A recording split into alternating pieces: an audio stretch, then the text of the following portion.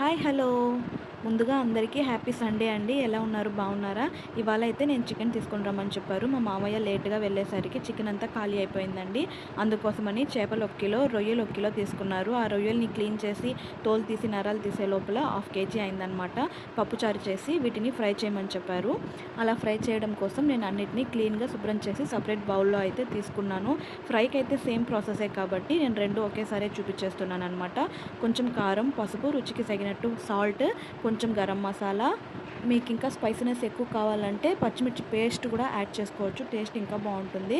అలాగే కొంచెం ఉంటే పెరుగు, లేదంటే నిమ్మ బద్ద పిండుకున్నామంటే ఇంకా బాగుంటుందన్నమాట. గరం మసాలా, కొద్దిగా చికెన్ మసాలా యాడ్ చేసుకుంటున్నాను.